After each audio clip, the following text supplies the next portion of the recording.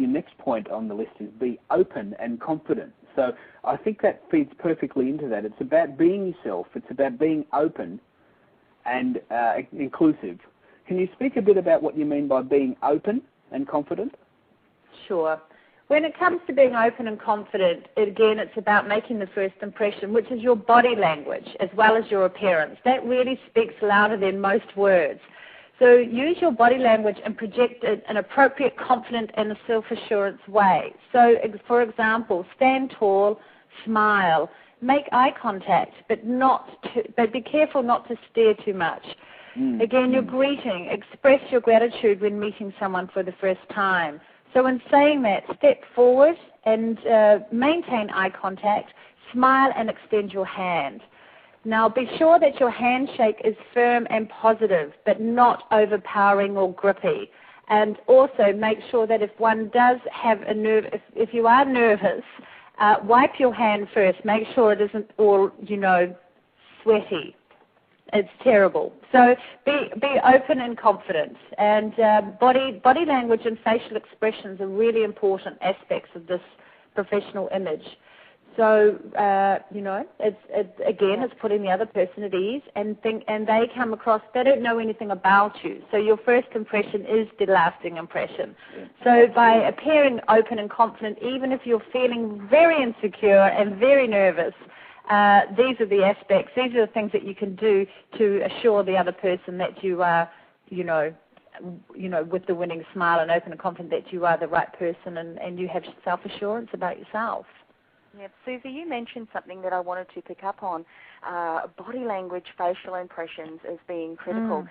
For those who are listening today, a study completed back in the 1970s indicated that 55% of the impact of communication comes from mannerisms, which is our body language, how we act, how we hold ourselves, how we conduct ourselves.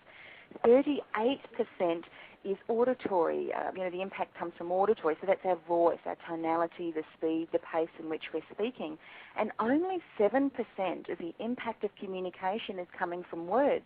So if we add those together, the mannerisms and auditory, because that's obviously what you're doing when you're initially making the greeting to the interviewer, that's 93% of the impact that you are making with that potential employer comes from your body language and what you say, and how you speak, not necessarily the words that you're speaking. So you were saying before about your body language being open and confident. That is just crucial, isn't it?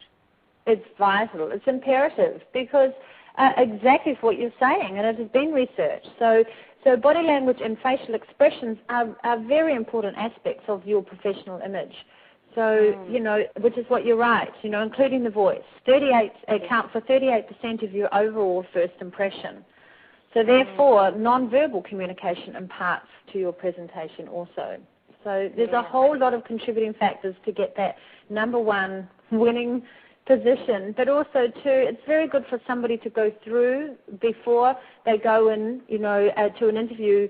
One needs to role play. My suggestion is role play. Sit down and have, I know HR companies, they do offer the service, which I think most people should take up.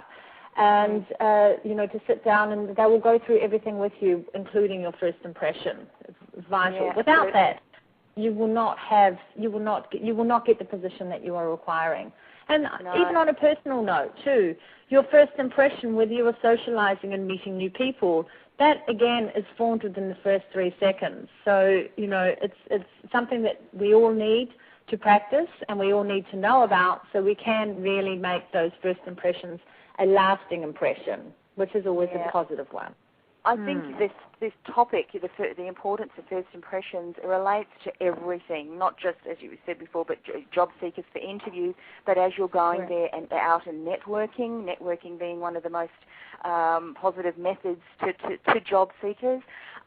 When you're representing an organisation, you're always meeting potential clients, potential key alliance, people to join in your alliance, all about making the first impression.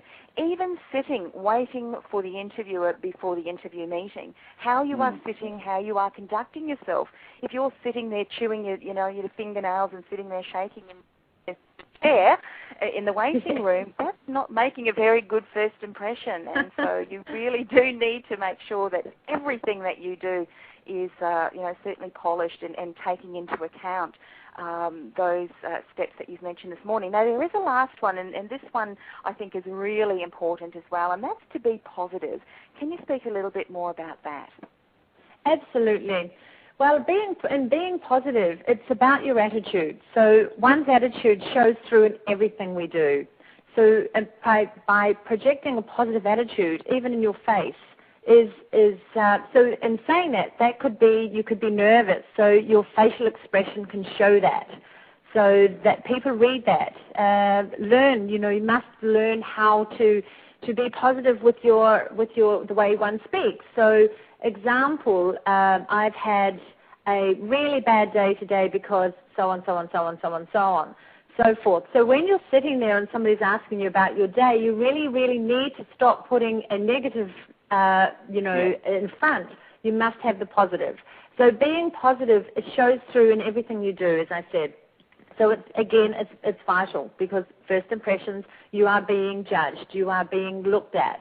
So coming along as positive is imperative, because I would not want someone working for my company who's got a negative trait, negative gearing. And we all do have that. We can all have that. But when you're trying to make, again, the first impression, it's got to be imperative that it is a very successful one and a positive one.